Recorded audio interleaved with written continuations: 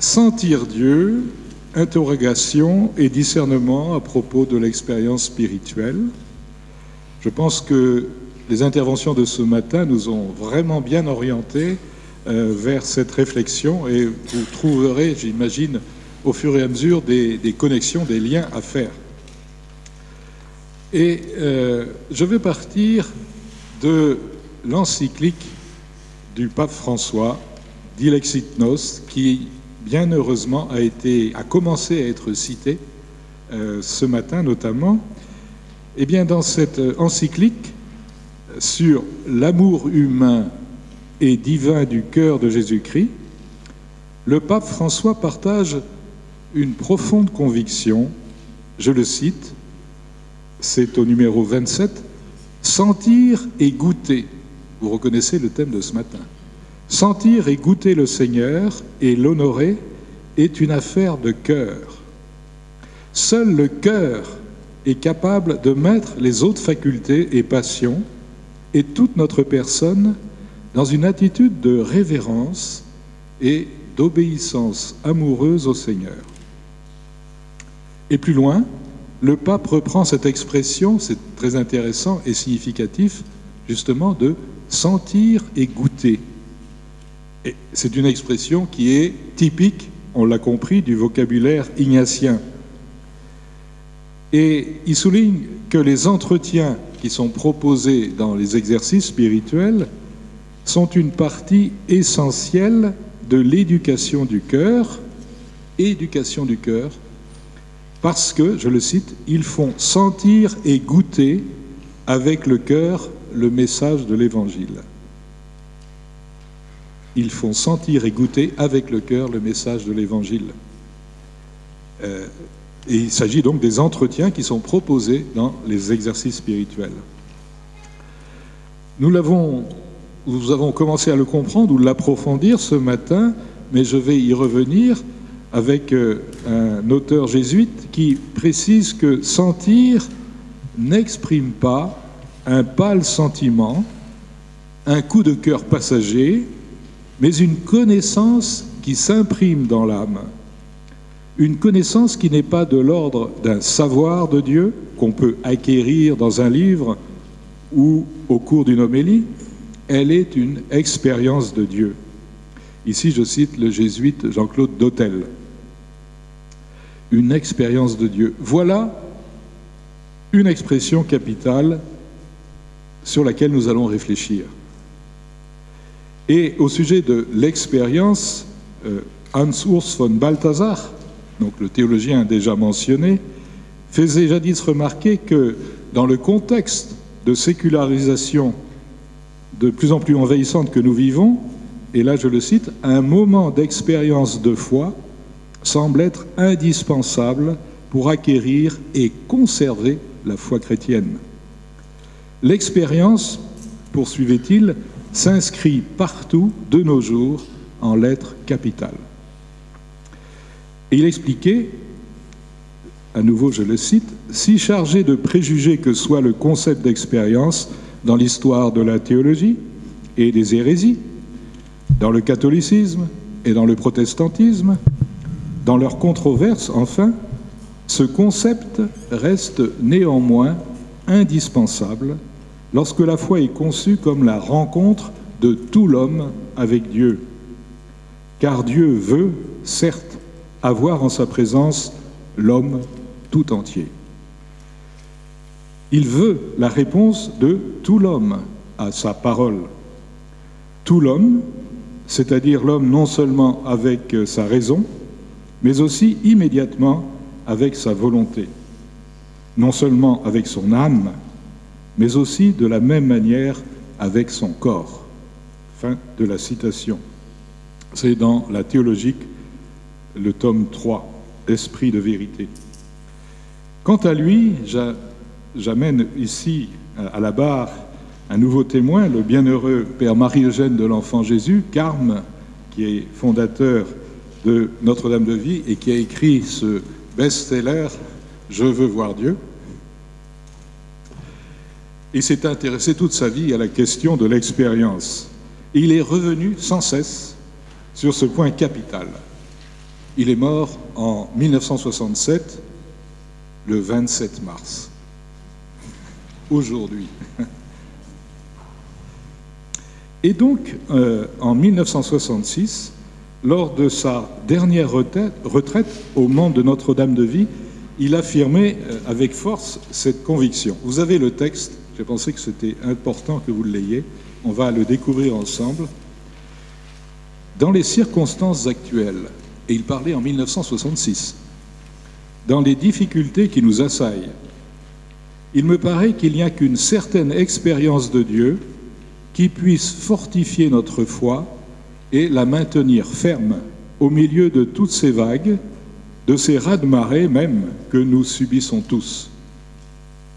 La plupart des âmes qui veulent rester fidèles, surtout celles qui ont une mission d'apostolat, de soutien, de guide, de ferment, qui doivent soutenir un milieu et une masse, me paraissent avoir besoin comme nécessairement de cette expérience de Dieu pour rester ferme. Je souligne, me paraissent avoir besoin comme nécessairement de cette expérience de Dieu pour rester ferme, ferme dans la foi. Ce qui apparaissait autrefois comme quelque chose d'extraordinaire pour des âmes privilégiées devient maintenant nécessaire pour tous les chrétiens qui veulent assurer d'une façon inébranlable leur fidélité et en même temps être des appuis pour tous leurs frères. Vous voyez, le mot nécessaire, nécessairement, est souligné ici. Cette vision ou cette analyse prophétique rejoint encore plus que jadis le contexte actuel de nos sociétés tellement sécularisées. Et cette vision, cette analyse prophétique permet de situer la question de l'évangélisation aujourd'hui. C'est le deuxième point que je vais aborder, expérience spirituelle et évangélisation. En effet, de nos jours, le témoignage, fruit d'une rencontre forte avec le Seigneur, est plus que jamais au cœur de l'évangélisation. En effet, le premier témoignage du chrétien n'est-il pas celui-là, être habité par Dieu, le rayonner. Nous sommes, par le baptême, devenus des théophores, des porteurs de Dieu. En tout cas, c'était la conviction du Père Marie-Eugène. Je le cite dans un de ses livres, de ses conférences, publiées sous le titre « Au souffle de l'Esprit », il sera à la librairie. Un chrétien qui ne laisse pas voir l'Esprit Saint vivant dans son âme, ni rayonner la vie chrétienne qu'il porte, qu'il doit porter en lui, et cela par ses actes, par sa conduite, par son tonus, dirions-nous, par tout cet ensemble qui se dégage d'une personne, celui-là ne donne pas le Christ. Il est un ferment, mais qui n'a rien de mordant, qui n'a pas de puissance transformante. Il en a à peine pour lui-même, et encore, il n'arrive pas à conserver la vie qui est en lui. Et c'est bien la conviction, je reviens au pape François, la conviction du pape François qui aime souligner que l'Église grandit surtout par attraction amoureuse. Attraction amoureuse. Dans un petit livre de 2020 qui s'intitule « Sans Jésus, nous ne pouvons rien faire », il dit ceci: « Le ou la missionnaire peut vraiment devenir intéressant pour les autres et les attirer vers le Christ, non pas en raison de leur activité, mais parce que l'on perçoit qu'eux-mêmes sont attirés et que c'est le Christ qui, à travers eux, exerce son attraction. » Et le pape fait référence à sainte Thérèse de l'Enfant Jésus et de la Sainte Face, qui commente le verset du Cantique des Cantiques: « Attirez-moi, nous courons à l'odeur de vos parfums. » Sentir et goûter le Seigneur, faire une expérience de Dieu, une foi conçue comme la rencontre de tout l'homme avec Dieu, se laisser attirer par le Christ et attirer à lui. Quelles interrogations au pluriel et quel discernement au pluriel ces expressions appellent-elles? Je crois que nous sommes ici au cœur de notre problématique, qui n'est rien d'autre finalement que celle de la vie mystique. Ce qu'elle est, ce qu'elle n'est pas. Et auparavant, avant d'entrer dans cette question de la vie mystique, il nous faut dire quelques mots rapides de certains épisodes qui ont marqué l'histoire de la spiritualité. Marginalisation, puis réhabilitation de la mystique. Sans pouvoir entrer ici dans de longues considérations historiques, il convient de pointer un épisode crucial, celui de la condamnation du quiétisme à la fin du XVIIe siècle. On en a parlé au cours des conférences. Un siècle très riche, si riche spirituellement qu'on a pu l'appeler le siècle d'or français, après El Siglo de Oro, le siècle d'or espagnol du siècle précédent. Le quiétisme, je le rappelle, est un courant marqué par une conception erronée de la passivité spirituelle. Et sa condamnation en 1687 a malheureusement entraîné une forte et très longue réaction anti-mystique que le fameux historien Louis Cogniet a qualifié de « crépuscule des mystiques ». Un crépuscule hautement préjudiciable au déploiement de la spiritualité dans l'Église catholique. En cette période de l'histoire, le rigorisme janséniste, s'ajoutant au climat rationaliste du XVIIe siècle, allait être à l'origine d'une culture spirituelle plus ou moins étanche au courant mystique, et de ce fait à la réflexion sur l'expérience spirituelle. Pendant 2 siècles, la mystique semble avoir été condamnée à la réclusion, heureusement pas à perpétuité, mais pendant justement toute cette période. Ainsi, au moment où l'Église aborde la période moderne, une certaine méfiance à l'égard du danger potentiel d'une expérience trop subjective de la grâce apparaît encore dans une certaine théologie néoscolastique de la fin du XIXe et du début du XXe siècle. En définitive, comme nous allons le voir un peu plus loin, la marginalisation de la mystique ne parviendra à être dépassée qu'à travers les âpres débats théologiques de la première moitié du XXe siècle, lesquels débats contribueront à ouvrir le champ à sa réhabilitation. À partir de ce changement de culture théologique et dans la dynamique de l'avant et après Concile Vatican II, enfin, la question de l'expérience va pouvoir retrouver progressivement sa place, notamment à travers l'émergence d'un vaste renouveau spirituel multiforme post-conciliaire. Ce renouveau multiforme, dont nous sommes aujourd'hui les bénéficiaires, permet, entre autres choses, de mieux articuler entre elles les indissociables dimensions institutionnelles et charismatiques de l'Église, lesquelles sont co-essentielles à la nature même de l'Église.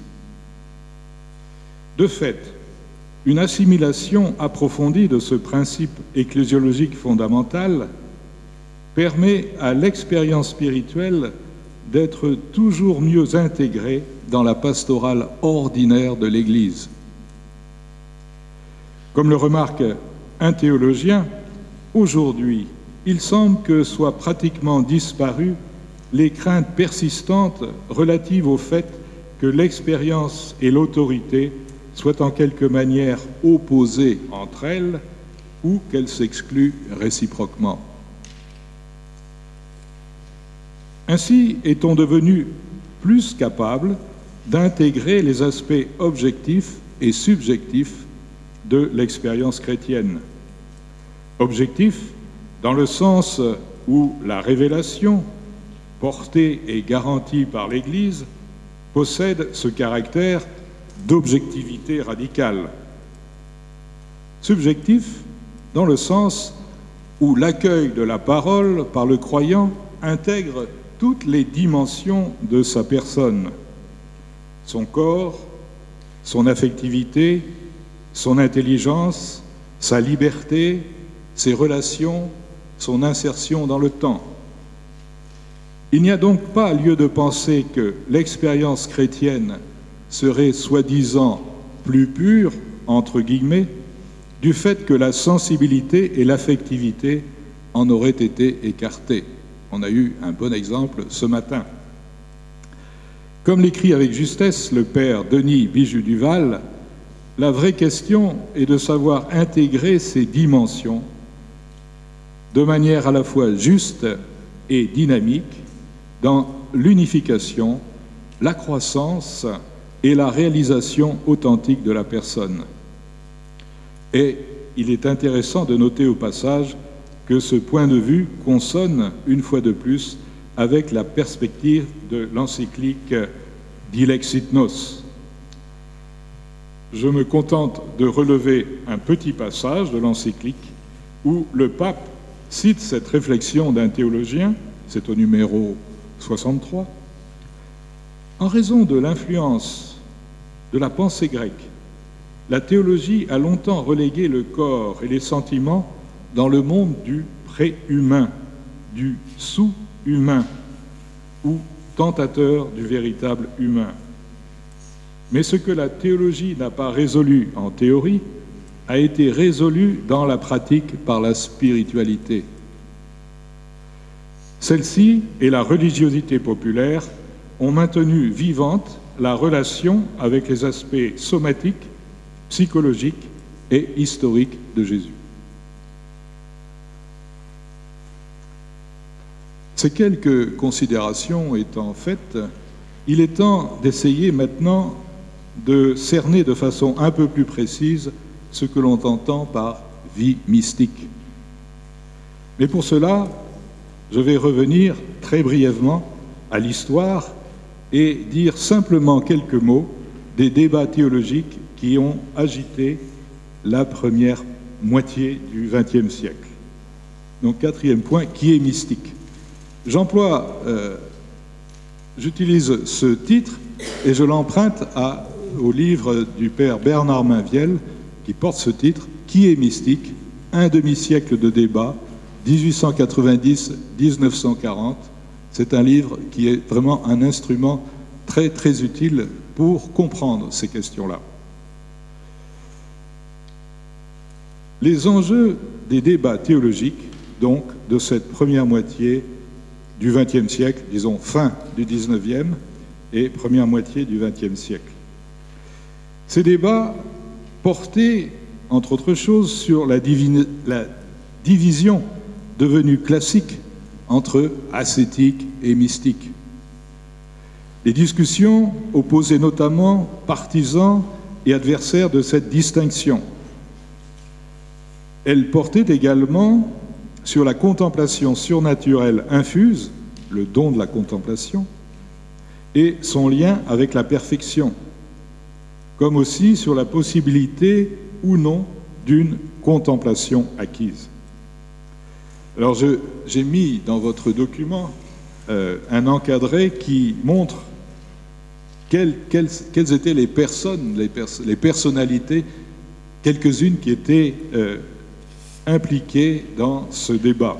Je ne vais pas commenter, mais je vous renvoie donc au livre du père Bernard Mainviel. Et je cite simplement cet aspect qu'il souligne lui-même que le conflit peut être symbolisé en quelque sorte par les figures emblématiques de Sodro, Monseigneur, enfin d'abord l'abbé Auguste Sodro, et du jésuite Poulain, dont la phobie du quiétisme révélait, je cite, une réticence instinctive envers les voies contemplatives.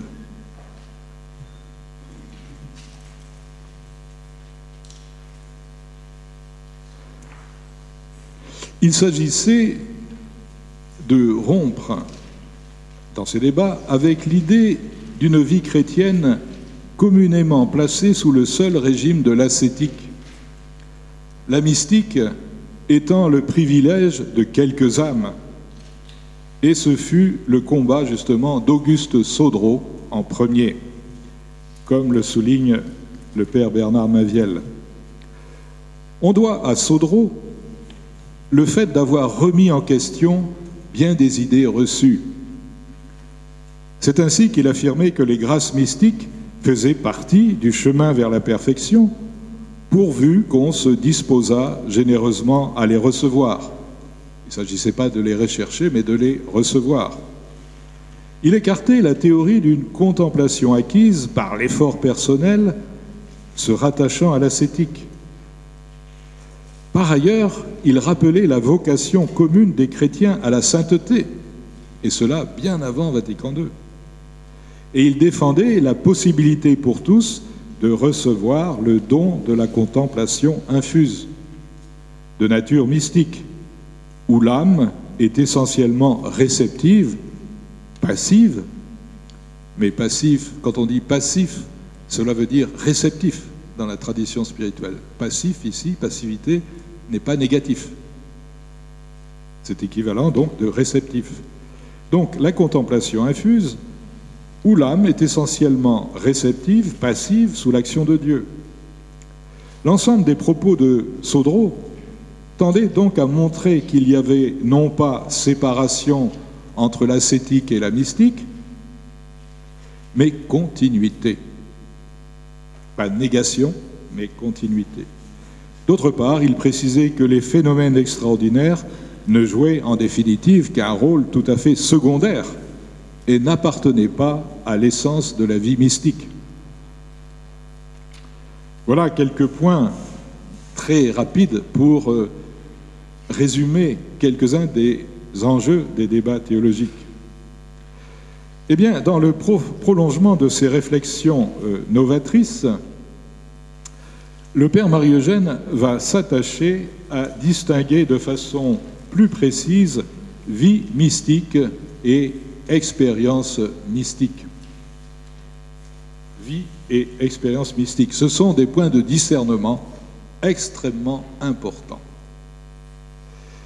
Le Carme souligne le fait que la vie mystique désigne fondamentalement l'existence chrétienne, l'existence du baptisé, menée sous la conduite effective et constante de l'Esprit Saint.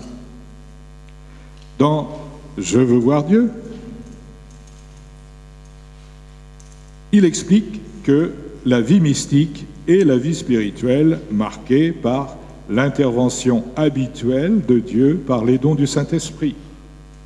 Page 420. Les dons du Saint-Esprit, nous le savons, font partie de l'organisme baptismal, c'est-à-dire de ce que nous avons reçu au baptême. Et donc, nous les avons tous reçus. Les dons du Saint-Esprit interviennent donc, soutiennent donc la contemplation et l'action. Et l'action, l'activité. C'est ainsi que la vie chrétienne, dans sa dimension active, pourra être légitimement qualifiée de mystique. Du point de vue du ressenti des interventions divines, le père Marie-Eugène précise un point essentiel de discernement. Et je le cite, page 315 de « Je veux voir Dieu ».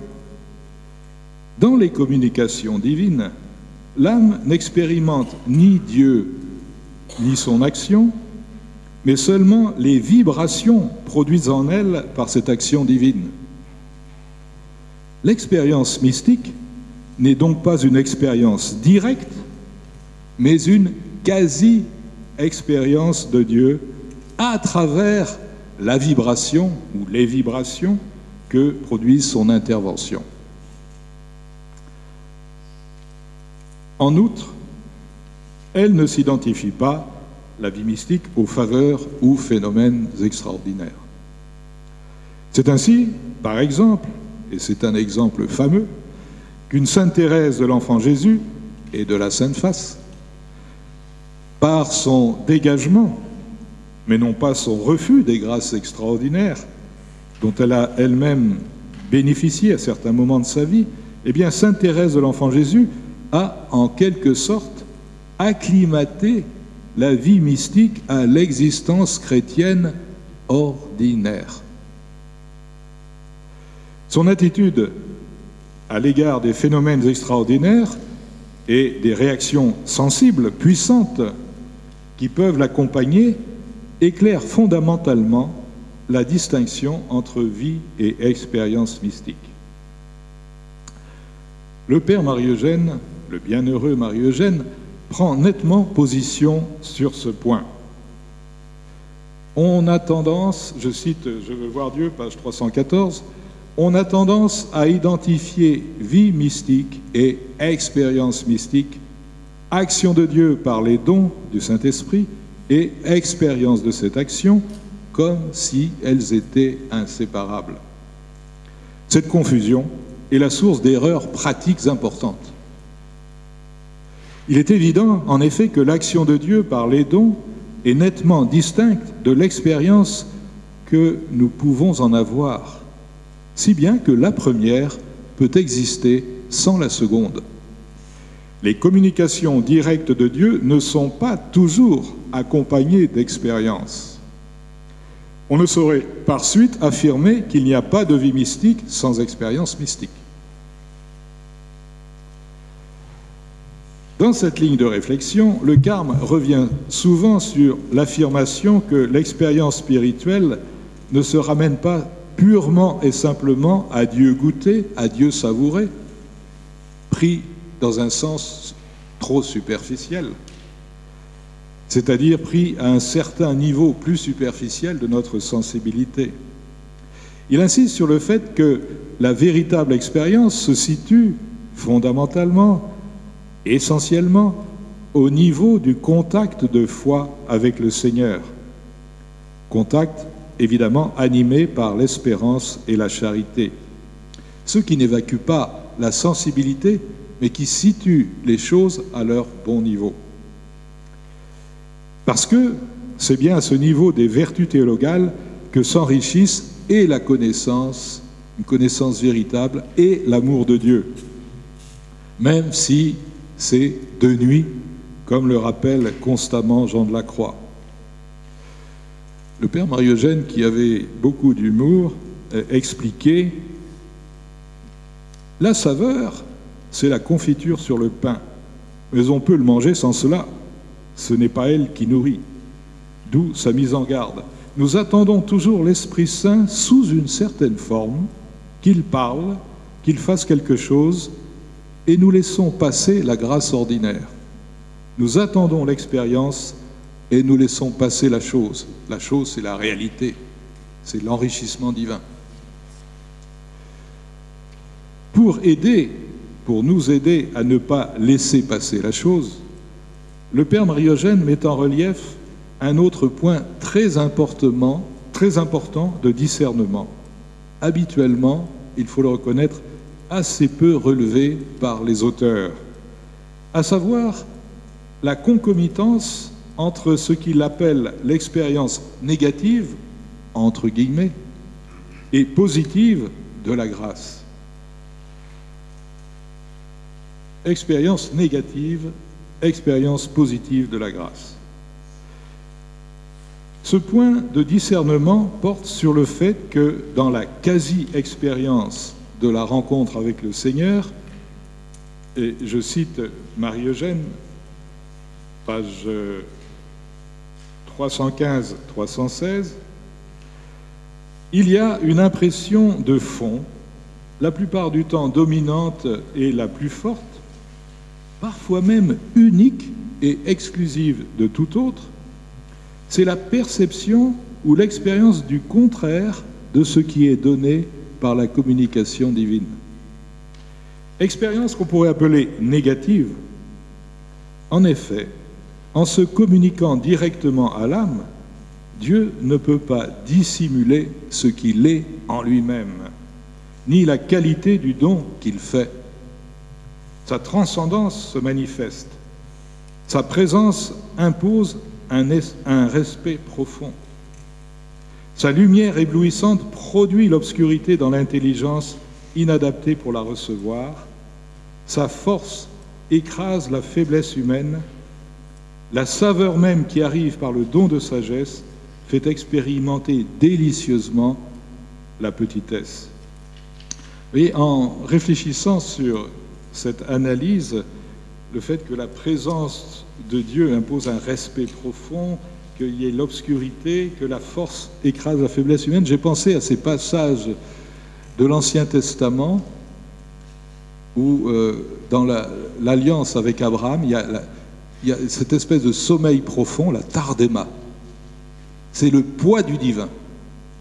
Et c'est de même, d'ailleurs, je crois que c'est le même mot tardéma qui est utilisé au moment de la création, enfin de Ève, qui est tirée. Et Adam est dans un sommeil profond, mais ce n'est pas un sommeil de sieste. Hein. C'est la tardéma, c'est le poids du divin, le poids du divin.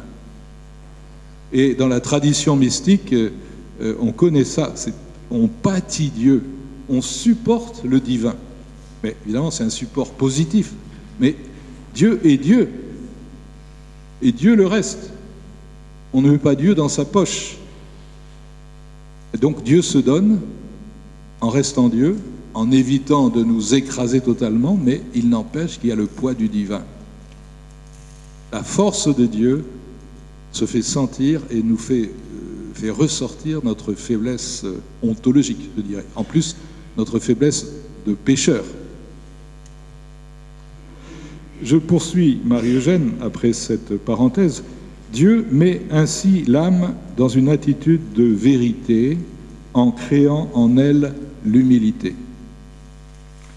Ainsi, cette expérience négative, entre guillemets, pour déconcertante qu'elle soit, est la plus constante et le signe le plus authentique de l'action divine. Voilà une affirmation, en tout cas, un point de discernement important. Cette expérience négative, pour déconcertante qu'elle soit, est la plus constante et le signe le plus authentique de l'action divine. Donc, j'insiste, et on l'aura compris, il ne faut pas prendre ici le mot négatif au sens strict, au sens absolu, mais dans le sens où on a l'impression d'expérimenter quelque chose, un tout petit quelque chose, mais un quelque chose quand même, de la transcendance de Dieu. C'est le poids de Dieu dans notre humanité. Amor meus pondus meum. En effet, la force de Dieu, infiniment plus forte que la nôtre, évidemment, met à sa place ce que nous pensons être notre force, réduisant celle-ci en faiblesse par rapport à la sienne.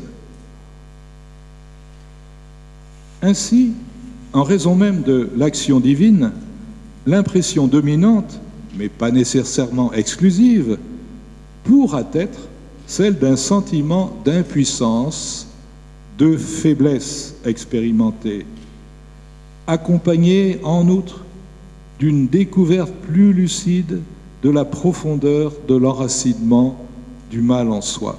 La fréquentation de Dieu nous permet une connaissance authentique, de plus en plus authentique de ce que nous sommes nous-mêmes. Ce que nous sommes en face de Dieu, voilà ce que nous sommes réellement.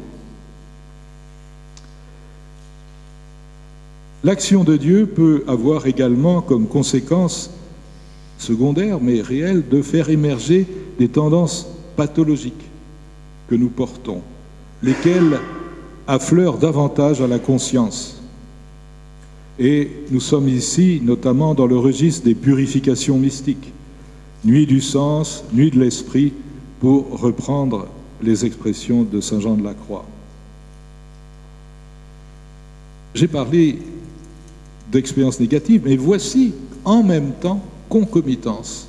Voici qu'en même temps se produit une expérience positive du divin, perçue comme, par exemple, une saveur subtile, un certain goût de Dieu. On revient au goût de Dieu, qui n'est pas exclu. Un certain goût de Dieu qui provient de son influence à travers les dons du Saint-Esprit, et spécifiquement le don de sagesse. Ce goût spirituel, se répand dans l'âme et attache celle-ci profondément au Seigneur. C'est en ce sens-là, par exemple, qu'une Thérèse d'Avila parle d'oraison de quiétude. Quiétude, c'est la paix. Oraison de quiétude. Et elle désigne par là une première forme d'oraison contemplative. Ceci n'empêche pas, et c'est là le paradoxe qu'on vient d'évoquer, que cette expérience savoureuse puisse s'accompagner en même temps d'une impression plus ou moins forte de sécheresse spirituelle. Antinomie, paradoxe. En réalité, selon les moments, tout est une question de dominante de l'une ou l'autre impression selon les moments.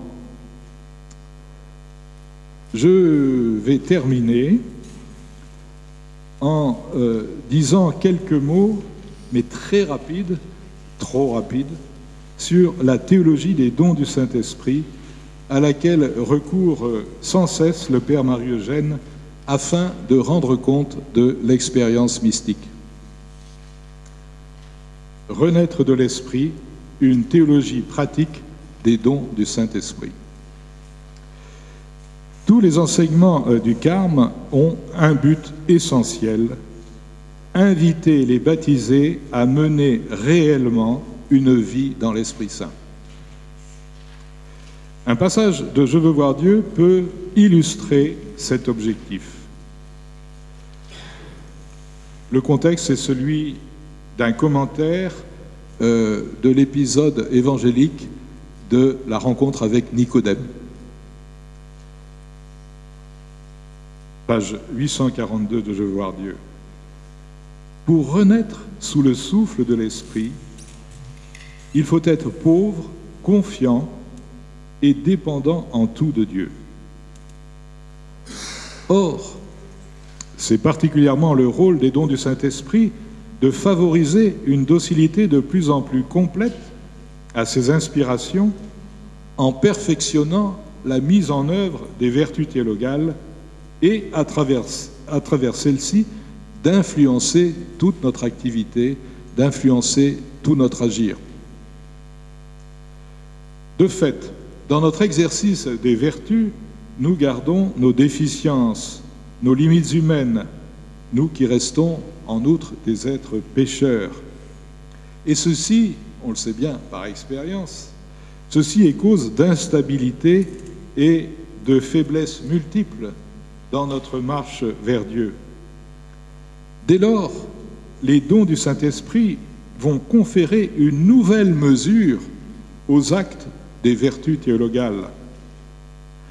Leur actuation vient directement de Dieu, pas de nous. On peut dire que les dons du Saint-Esprit sont en nous comme des appels aux libres interventions de l'Esprit.